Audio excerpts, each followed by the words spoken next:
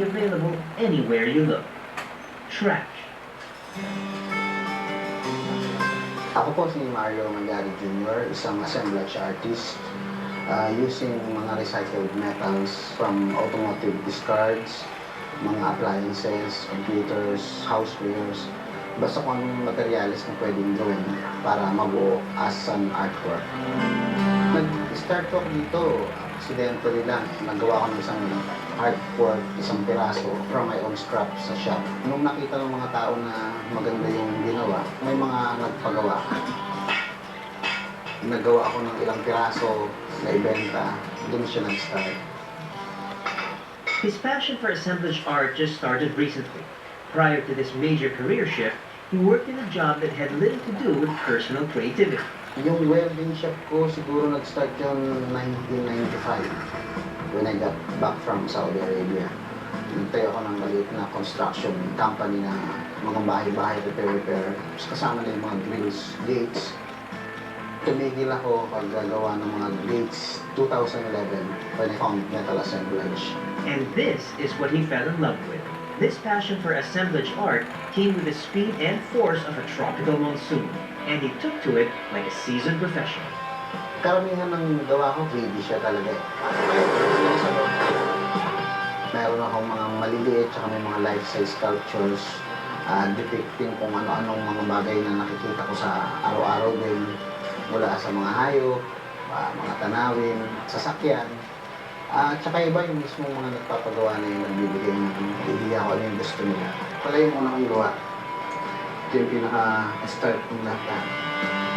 Yung inspiration, madalas naman, pagka wala akong ginagawa, yung inaano ko mag-isip kung ano yung pwedeng gawin.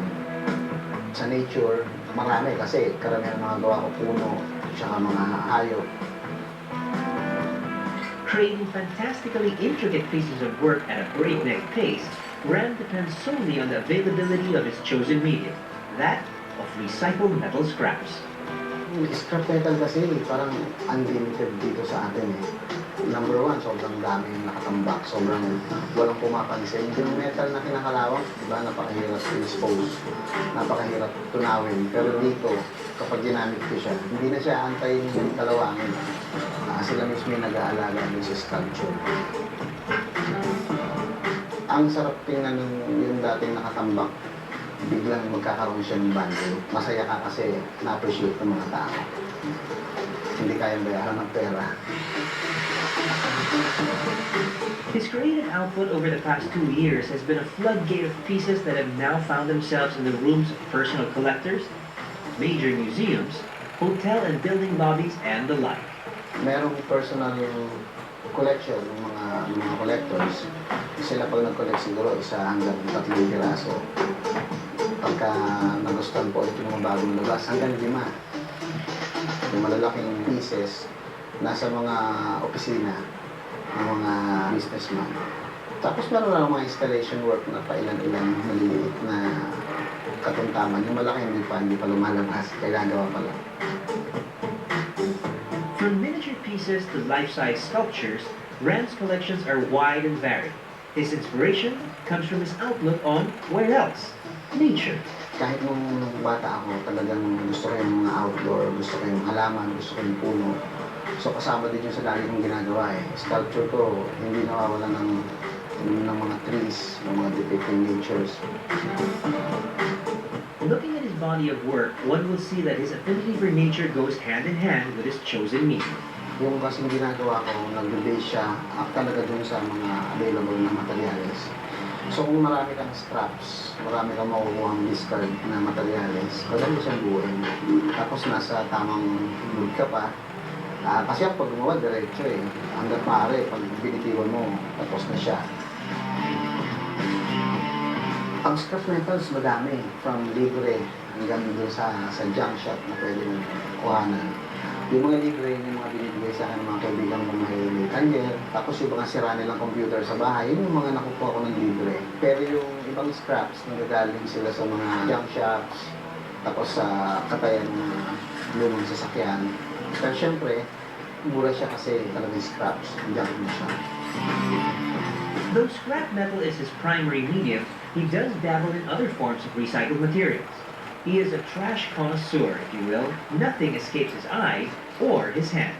Yung ibang piyesa kasi nga may mga plastics din, like yung nagagaling sa computer, mga electronic parts, yung mga PCBs.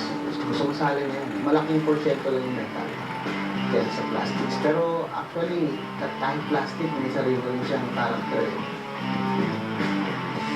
Comparing his previous and current professions are like comparing night and day. One is strictly rigid, relying on time-driven efficiency, and the other is free-flowing, driven by brief periods in time when inspiration strikes. Ito kasi walang stress, stress-free. Tapos yun nga, yung gumagawa ka ng bagay na gusto mo, at the same time, kumikita ka, yun yung masarap yung pakiramdam. Tsaka yung naiisip mo nga, nakakatulong ka din. Lalo na ngayon, na-invite ako sa mga talks, especially doon sa mga Earth Days, mga ganyan. Assemblage art is a rising medium, one that is true and idealistic. Repurposing recycled materials into exciting artwork keeps these objects out of landfills and eliminates the costs of traditional recycling. Yung composition ng mga parts ng sculpture is from different mediums, plastics, bakal, resins, woods. Wala akong particular na medium eh. Katulad ng iba na brass, stainless. Sa akin, assemblage talaga siya. Kahit bato, pwede kong ilagay din sa sculpture. Basta nakita kong babagay siya. Diving into an unknown profession so late in one's career is a gigantic risk for anyone, much less that of an untested artist. Yet, Ram Malyari seems to have thrived with it, and looking at his body of work, you can see why. Detailed, surprisingly intricate, and layered with dimension. It's no surprise that his clientele has been growing rapidly and steadily, and he hasn't slowed down since. Hindi ko in-expect yung lahat eh. Ngayon lang siya dumating. So yung pakiramdam nun parang ang laki-laki na. Yung 2 years na yun parang sobra-sobra na. So siguro kung tatagal pa ito, mas swerte pa dahil mas marami na pang magagawa. The future looks bright for both Ram and assemblage art. What started 2 years ago is now way in Ram's past, and he looks nowhere but forward. Siyempre, gusto ko rin malagay tayo doon sa magandang record pagdating. Hindi lang ako, yung Pilipinas. Gusto ko yung malaking sculpture na make up 100% recycled metals. Pero nung nakita ko yung record, medyo magbigat. Nasa 100 meters yata. Sabi ko parang ang hirap na, kaya parang nakakatuwa lang isipin ito. Ram is a nickname based on his real name, Mario. He has taken to his new profession in the same way he has developed his name, by taking something straightforward and turning it on his back. Wala nung nasmula ako dito sa art, nung ko din isa-isang nakikilala yung talagang mga artists. Pero yung araw, gusto na ako ng mga artists, like yung mga masters natin, sila Benny Cab. Kaya gusto ko na yan, kahit hindi ako masyadong mahilig sa painting o marunong mag-paint. May mga sumusulpot din na bagong artist na hindi lang sila magaling sa art, malakas ang loob nila, matapang, mga bata. Art from what used to have served a totally different purpose. Today, he is an artist who works in his spare time, at his own space, and he gives testament to both the artists who have come before him and the younger ones who have just gotten into the medium. Assemblage art is a young form, and all its current masters are relative newbies with bright careers ahead of them.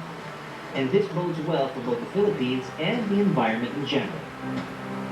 We all benefit from this growing form, both in the visual sense and in the green context. And this is all that matters to artists like Mario Ram Malyari Jr.